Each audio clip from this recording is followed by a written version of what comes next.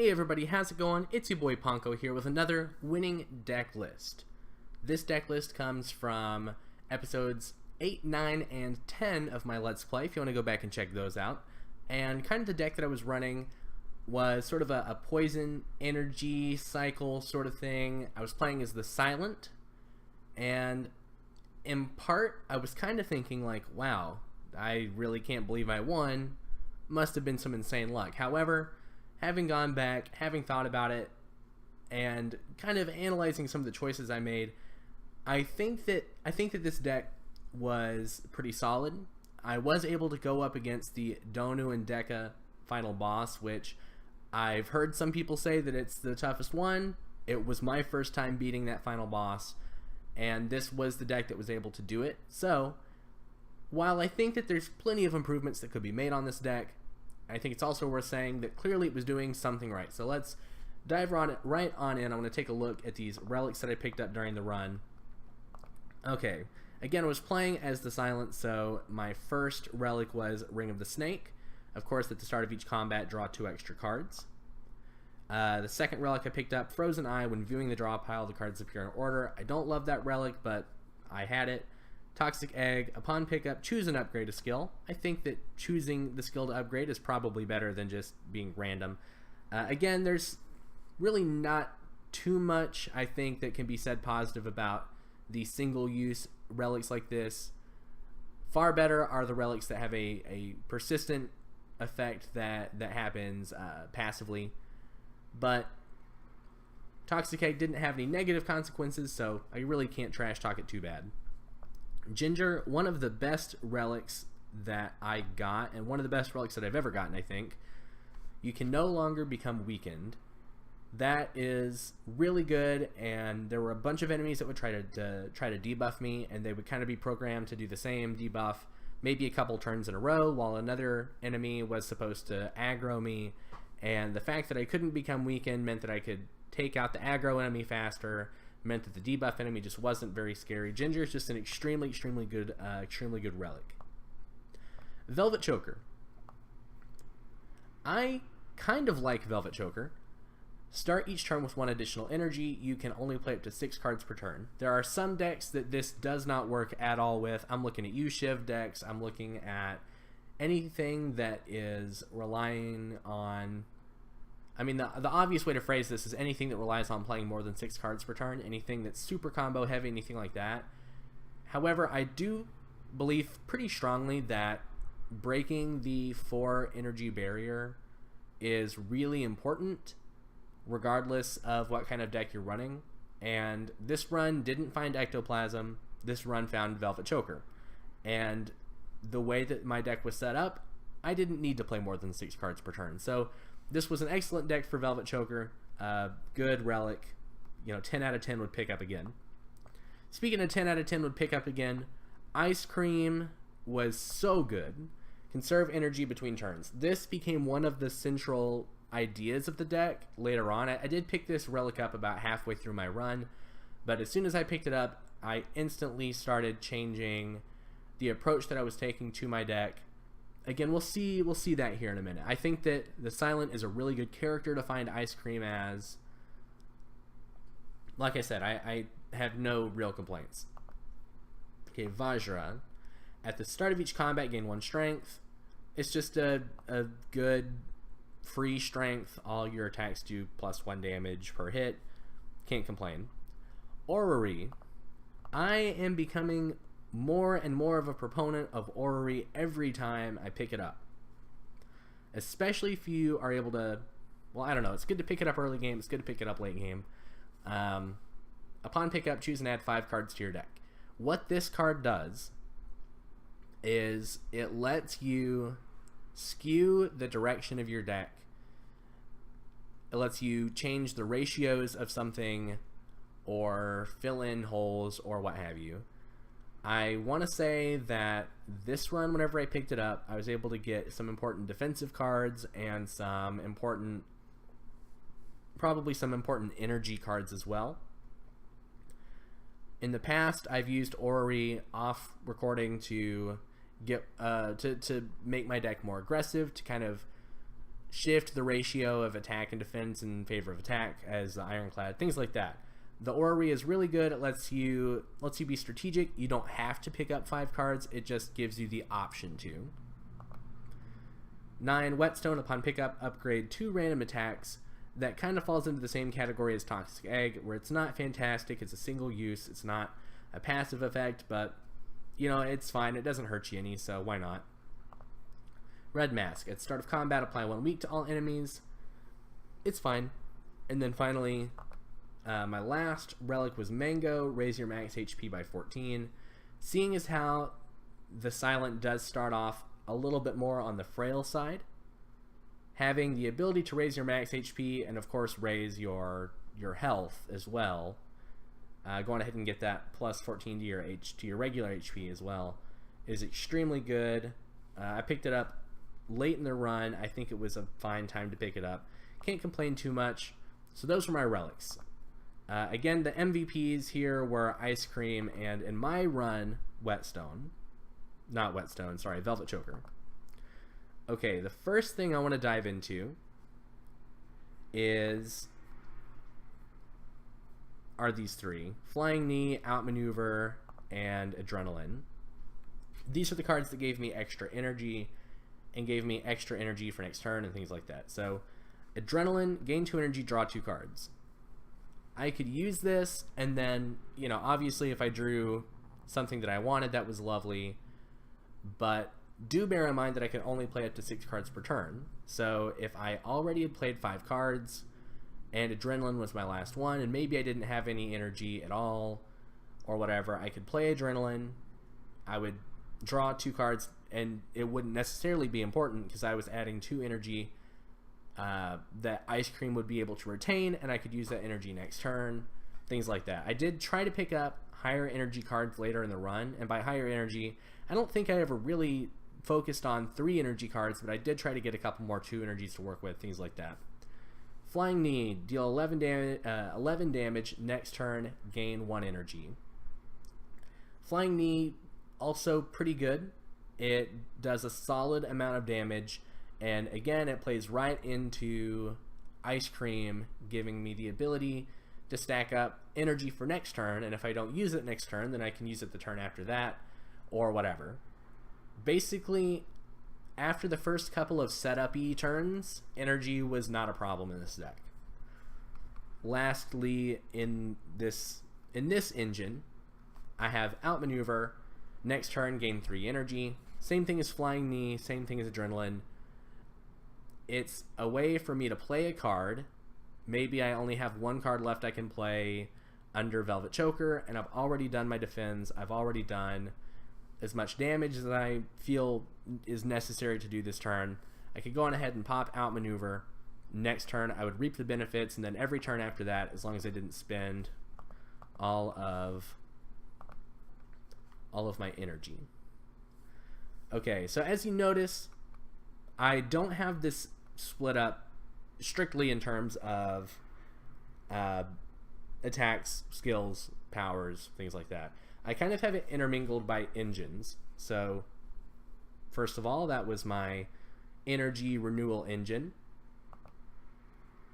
Next of all, let's check out this little poison engine I ran. It wasn't amazing, except for when it was, and it definitely was against Donu and Deca.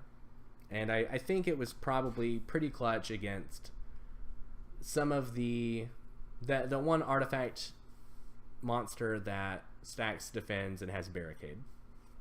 So I had 2 deadly poison plus, 1 noxious fumes, 2 poison stabs, and 2 banes. Bane is just a really solid card, especially with the fact that I was gaining extra strength via Vajra over here, and the fact that I was able to kind of keep recycling through my energy and keep adding extra energy into my pool. It was good to have. I was able to use a cool synergy with Nightmare, which we'll get to in just a second. I was able to use Nightmare to duplicate deadly poison, stack up a bunch of poison during the Donu and Deca fight, and that poison ended up being essentially what I rode out to victory. So between that one little combo and Bane just being a very good card for the Silent, a 1 energy, 2 hit, 20 damage plus more depending on your strength. Really, it was just a solid engine to have, and I was very satisfied with it. Okay, next up we have the defense cards. Unfortunately, I was not able to upgrade or really remove very many defends. So I have 4 regular defends, Survivor. Survivor's decent even not using a discard deck because in this deck there were plenty of ways to draw cards. There were plenty of ways to have just an extra hand size, looking at things like the snake relic, the Ring of the Snake. So Survivor was fine. Blur, gain 8 block. Block is not removed at the start of your next turn. Blur, or Blur Plus here, was one of the best cards in this deck. It was a pseudo barricade that was able to help me out a couple of times, sort of in time of need.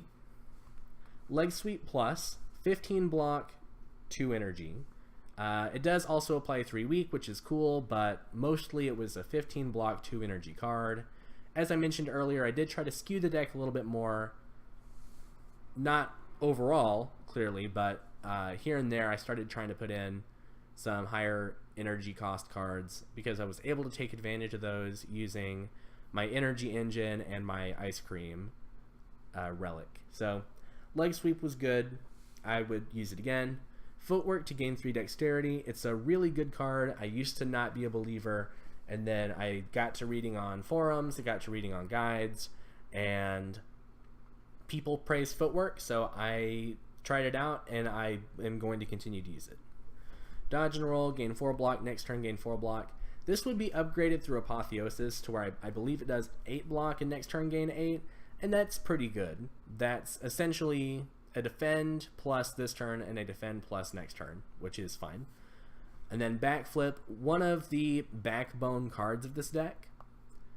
I did have 2 Backflip pluses and 1 regular Backflip, but more often than not, the regular one would be upgraded through Apotheosis, which I got on the first floor, on the first level, whatever, in this particular run. The ability to gain block and draw cards is really nice. That let me draw into Apotheosis more frequently.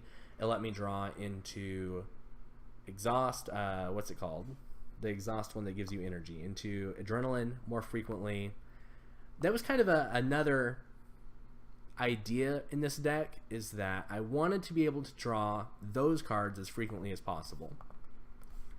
As you can see, I've got Adrenaline here. I've got 3 Backflips here. So those 4 cards are already responsible for 8 draws.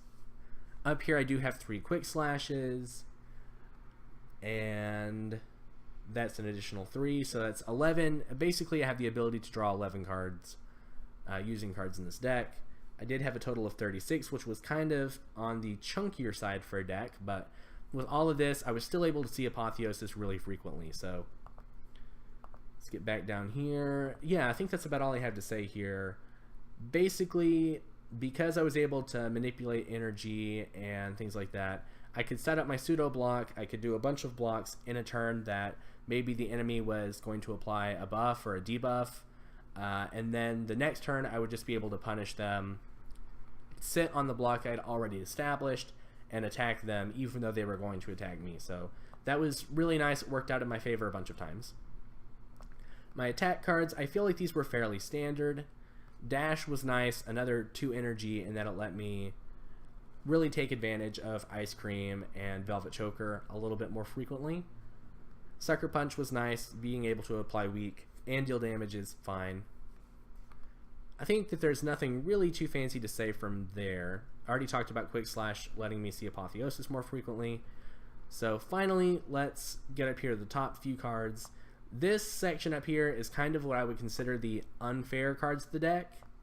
Malaise, I don't think I ever really got to see it take off, but in theory, Malaise would let me use all of the energy that I've been stacking up through Ice Cream and make the opponent permanently lose that much strength +1 if it was upgraded via Apotheosis, and it would apply that many weak, which, you know, would last however many turns. But I think if I had to do it again, I probably wouldn't have run Malaise, because sometimes it did take up an important draw. However, I think that the theory and the concept for that card is still there. I think it's still a really solid idea, because it does make the enemy permanently lose that number of strength. So if they're trying to hit you for 4 damage 5 times and you just use it as soon as you draw it, they're not going to hit you. They're going to hit you for 0 damage 5 times. Just stuff like that. It was pretty crazy. There were a couple of times where it was helpful, and I think it had the ability to be absolutely insane. I just don't think that it played out like that in this deck. Next up, Apotheosis. I've talked about it before. Apotheosis is just actually one of the most unfair cards in the game, and that worked out really well for me. I actually really like that unfair cards like this exist in the game. They're still rare enough that it feels really special to get one, and especially Apotheosis, I did pick it up in like my first or second shop or something, and so it felt really nice to go on ahead and get that early in the run. But it takes a lot of pressure off of your campfires. It lets you rest up and not worry about having to upgrade cards to keep up with the curve, things like that. So Apotheosis is really nice. And then again, like I talked about before, there are plenty of ways to draw it, even though the total count of this deck was 36. Nightmare. Choose a card next turn, add 3 copies of that card to your hand, exhaust. On upgrade, this only costs 2 instead of 3. Basically what I did with this card, I mentioned it before in my Donu and Deca fight, I was able to use that Nightmare on a Deadly Poison Plus, and then so I used Nightmare, and then I used the Deadly Poison in my hand, so that's 6 poison. And then next turn I had 3 Deadly Poisons, so I was able to stack up 18 more, so that's 23, and that was really nice against Donu and Deca, because each one of them has 250 HP. So the ability to knock out essentially 1/5 of one of their HPs just passively every turn was really cool. And then finally, Terror was extremely good. 0 cost on the upgrade there, and it applies 99 vulnerable. Whenever I first saw this card, I was like, kind of in my brain, I was like, that is way too simple to actually be good. And then I was like, well, why do I need 99 vulnerable? I'm never going to take 99 turns. But it's just an extremely, extremely good card. It makes the opponent always take a lot more damage than they should otherwise. Especially when it's upgraded, it's free. Even whenever it costs 1, it was basically free because of my energy synergies I had picked up. I'm just extremely satisfied with Terror. I will be picking it up. Probably no questions asked on future runs. And then lastly, unfortunately I did have this curse, Writhe. It was innate, and that actually worked out really pretty much in my favor during this run, because it would always be one of my opening cards, but I did have Ring of the Snake, so my opening hand consisted of 7. So the fact that one of those was unplayable didn't really hurt my feelings too badly, because, well, I was able to play the other 6, and I've got, again, draw cards, so it just worked out really well. Normally I try to be diligent about taking curses out of my deck. I think it wasn't possible in this run, but it also wasn't necessary. I was really satisfied with Writhe. I was really satisfied with this deck in general, so I wanted to, kind of like I mentioned on my last winning deck profile video, I wanted to share this with the hopes of maybe being able to give back to the community, maybe as people try to learn this game, to have a deck list at their disposal that they could look at and they could say, oh, okay, cool, this is a card that I definitely want to pick up whenever I find it. This is a card that, why hasn't this card been in any deck lists? Maybe it doesn't work well as, maybe it doesn't work as well as I think it does, things like that. Anyway, until next time, this has been your boy PonQo. Go on ahead and drop a like below, drop a sub if you haven't already, and leave me a comment with your critique about this deck. There are certainly some areas of improvement for it, I think, but you know, it did get the win for me, so I can't complain too much. My first win against Dono and Deca, and also my first win as the Silent, so yeah. I've got a small channel here, so anything that you got to drop it gives me a little rush of dopamine whenever I get to check my notifications and said, oh, so-and-so commented on your video. So I appreciate that, and like I said, that's about all I got to say about this. Thanks for tuning in, and until next time, PonQo out.